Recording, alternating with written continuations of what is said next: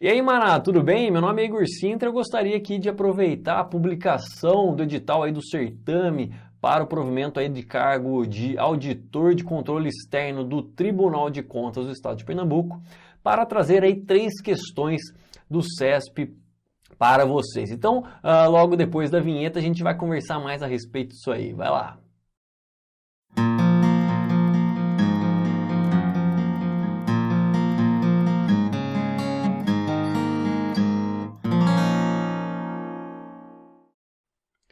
Então é isso aí, pessoal. Gostaria de trazer aqui com vocês 3 questõezinhas a respeito de depreciação, vida útil, que o CESP tem cobrado em suas últimas provas. É importantíssimo você que está se preparando para qualquer certame do CESP, que você sempre estude por um material com muitas questões do CESP, questões atualizadas, porque é assim que você vai identificar tendências para futuras provas. Então a gente vai trazer aqui 3 questõezinhas aplicadas aí nos últimos anos, a gente vai ver que elas não mudam muito a sua cobrança, de forma que você consiga entender essa importância de estudar pela sua banca organizadora, tá? Você deve focar na banca que vai realizar o seu concurso, tá? Isso é fundamental para a sua aprovação. Então vamos dar uma olhadinha na tela aqui.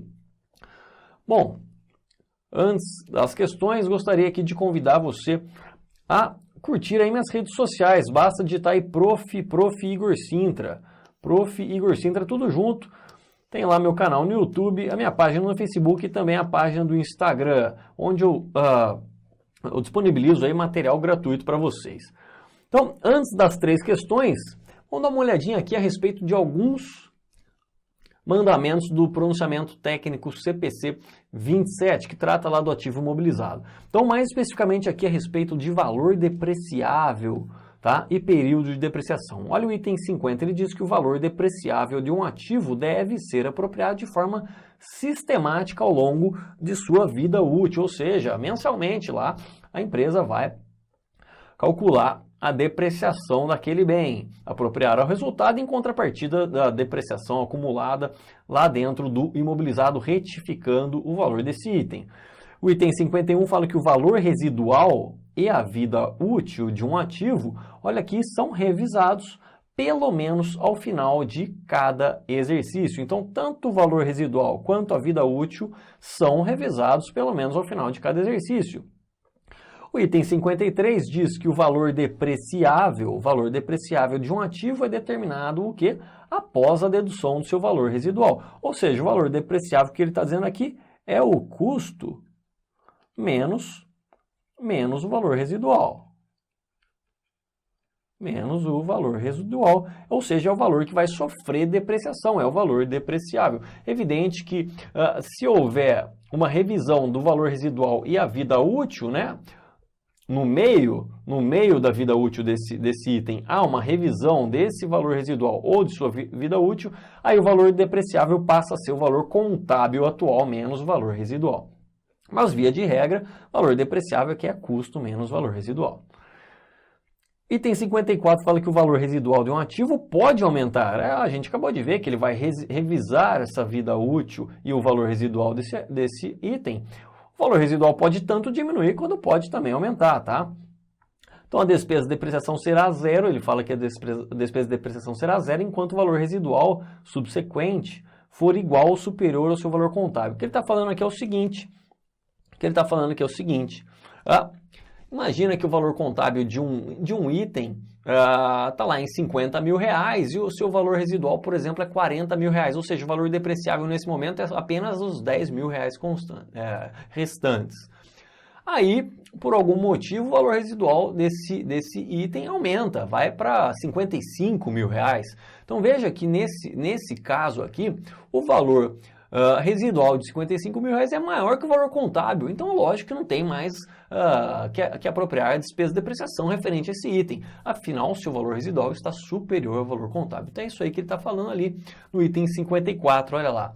A despesa de depreciação será zero enquanto o valor residual for igual ou superior ao valor contábil. Perfeito. Item 55, a depreciação do ativo se inicia. Isso aqui é importante para provas de concurso. Quando que a gente deve iniciar a depreciação de um ativo, olha lá, se inicia quando ele está disponível para uso, tá? Está disponível para uso. Então, a questão pode brincar com isso aqui, pode falar que colocar uma data de instalação, uma data em que aquele ativo estava disponível para uso, uma data em que ele efetivamente foi iniciado o seu uso, tá? Então, a depreciação, ela se inicia quando aquele ativo está disponível para uso. Ou seja, quando está no local e em condições de funcionamento na forma pretendida pela administração. A depreciação de um ativo deve cessar na data em que o ativo é classificado como mantido para venda. A gente vê isso aqui ao longo dos meus cursos lá no CPC 31, pronunciamento técnico CPC 31. Ou ainda ela deve cessar na data em que o ativo é baixado, o que ocorrer primeiro. E o item 56 do CPC 27 fala que os benefícios econômicos futuros incorporados no ativo são consumidos pela entidade principalmente por meio do seu uso. Porém, outros fatores, tais como obsolescência técnica ou comercial, desgaste normal enquanto o ativo permanece ocioso, muitas vezes dão origem à diminuição dos benefícios econômicos que poderiam ter sido obtidos do ativo. Consequentemente, todos os seguintes fatores são considerados na determinação da vida útil de um ativo. Então, olha aí os fatores que são considerados para que a entidade determine a vida útil de um ativo. Então, o item A, olha, o uso esperado do ativo, que é avaliado com base na capacidade ou produção física esperada do ativo. B, desgaste físico normal esperado, que depende de fatores operacionais tais como o número de turnos. Então, olha lá, o número de turno, a entidade vai levar em consideração com certeza o número de turno que aquele equipamento vai funcionar, tá? Aliás, tem muitos alunos que vêm com essa dúvida para mim. Professora, a respeito da depreciação acelerada prevista na legislação fiscal, né? 2 turnos, a depreciação a gente aplica um coeficiente de 1,5 e 3 turnos, coeficiente de 2. A gente deve utilizar isso em provas de contabilidade atualmente? Não, não devemos utilizar, afinal, a depreciação, a gente vai realizar a depreciação de acordo com a vida útil econômica do bem. Ou seja, a entidade, quando definiu a vida útil daquele bem, ela levou em consideração vários fatores que a gente está vendo aqui, inclusive o número de turnos. Então não tem por que a gente aplicar nenhum coeficiente. Veja só, a administração supõe que ela tem um veículo e ela espera utilizar aquele veículo apenas um turno, tá? Então ela vai definir a vida útil, por exemplo, de 5 anos. Aí um outro veículo idêntico, tá? Similar, é idêntico. Esse veículo será utilizado durante 2 turnos. A administração vai lá ponderar essa utilização em 2 turnos e vai chegar, por exemplo, sei lá, que ele vai utilizar aquele veículo apenas durante 3,5 anos. Então veja que a administração já utilizou desse fator, ou seja, se aquele item trabalha 1 turno, 2 turnos ou 3 turnos, na consideração de sua vida útil. Então não tem por que a gente aplicar nenhum coeficiente lá da legislação fiscal. Esquece isso aí. É a vida útil econômica que a gente vai utilizar para a depreciação dos itens aí do ativo. Maravilha? Então vamos lá. Item C. Item C, obsolescência técnica ou comercial, proveniente de mudanças ou melhorias na produção ou de mudança na demanda do mercado para o produto ou serviço derivado do ativo e limites legais ou semelhantes no uso do ativo, tais como as datas de término dos contratos de arrendamento mercantil relativos ao ativo. Então vamos dar uma olhadinha aqui agora nas questões. Olha essa questão do CESP 2017. Olha lá, com base na NBC-TG 27, aí que trata do ativo imobilizado, assinale a opção correta em relação à depreciação, valor depreciável e ao período de depreciação.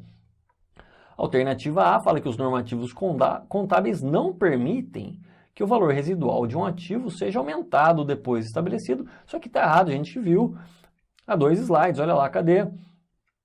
O valor residual aqui, ó. O valor residual pode aumentar. Então aqui, a alternativa A já está incorreta. Alternativa B, obsolescência técnica proveniente de mudanças ou das melhorias na produção não são consideradas na determinação de vida útil de um ativo. A gente acabou de ver aqui que são considerados. Olha aqui, obsolescência técnica. Está aqui, obsolescência técnica ou comercial proveniente de mudanças ou melhorias na produção. Então, são considerados, sim, senhor. Alternativa C, o valor depreciável de um ativo imobilizado deve ser apropriado de forma eventual. Não, a gente viu, de forma sistemática, né? Sistemática, olha lá. De forma aqui sistemática ao longo de sua vida útil. Então, a C também está incorreta. Alternativa D, a depreciação de um ativo imobilizado deve ser interrompida caso ele seja classificado como ativo mantido para a venda. É verdade.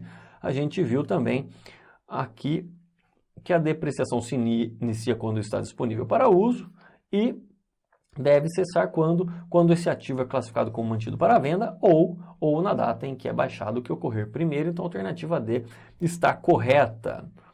E a alternativa E, o valor depreciável dos ativos imobilizados é determinado pelo seu valor histórico, ou seja, seu custo antes da dedução, não, após a dedução, né? Após a dedução, ou seja, o valor depreciável, a gente viu, é custo menos o valor residual. Menos o valor residual. Então, a alternativa E também está incorreta. Olha agora a assertiva aqui de número 2. Uma entidade cujas atividades sejam exercidas em 2 ou mais turnos de trabalho poderá desconsiderar essa informação ao estabelecer a vida útil. Então já começou mal, né? A gente viu que ela deve o quê? Considerar essa informação. Olha aí, olha o número de turnos aqui, ó. São fatores que são considerados na determinação da vida útil do ativo. Então já começou mal aqui. A gente já sabe que ela está incorreta, mas vamos continuar aqui. Então, olha lá, desconsiderar essa informação, estabelecer a vida útil de suas máquinas para fins de contabilização de depreciação de seu imobilizado, visto que a legislação do imposto de renda determina os percentuais fixos para cada tipo de ativo. A gente viu que a gente não vai utilizar as vidas úteis estabelecidas pela legislação fiscal, tá? Pela legislação fiscal, aqui na contabilidade. A não ser que a gente estivesse falando de lucro real, aí a gente teria que fazer algum tipo de ajuste em relação a essas divergências entre a vida útil econômica que a gente utiliza e a vida útil estabelecida na legislação fiscal, mas isso é muito raro em concurso, tá? Fique com a vida econômica, a vida útil econômica para aqui a contabilidade. E por fim aqui mais uma questão agora, essa aqui em 2015, né? Então foi uma questão de 2017, outra de 16, outra de 15. Olha aí como as questões acabam se repetindo, né? O foco delas é basicamente aqueles 2 slides iniciais que a gente viu. Questão aqui assertiva 3, o valor depreciável de um ativo será obtido após a dedução do seu valor residual. É verdade. Que representa uma estimativa do valor a ser obtido com a venda desse ativo ao fim de sua vida útil, deduzidas as despesas. É verdade, o valor residual é exatamente isso aqui, ó. É o valor a ser obtido com a venda desse ativo lá no final da vida útil, ou seja, suponha que a entidade definiu a vida útil de determinado item do ativo. Em 5 anos, lá no final desses 5 anos, ela vai vender esse equipamento. O valor residual é exatamente o valor dessa venda deduzidas das despesas com essa venda. Então, maravilha. Só deixa eu ver se eu trouxe mais alguma coisa aqui para vocês. Trouxe aqui a definição do valor residual aqui do CPC 27. Lá no CPC 27, nas definições, ele diz que o valor residual de um ativo é o valor estimado que a entidade obteria com a venda do ativo, após deduzir as despesas estimadas com essa venda, tá? Caso o ativo já tivesse a idade e a condição esperadas para o fim da sua vida útil. Então isso aqui está correto. Então veja aí que tivemos 3 questões muito semelhantes aqui, ó, a respeito desses itens aí 50 a 56 do CPC 27, que trata do ativo imobilizado. É importante que você estude com material que tenha muitas questões do CESP, questões atualizadas. Maravilha? E vou aproveitar aqui e fazer um merchan do meu material. Olha aí, eu já tenho isso no dia do edital do Tribunal de Contas do Estado de Pernambuco.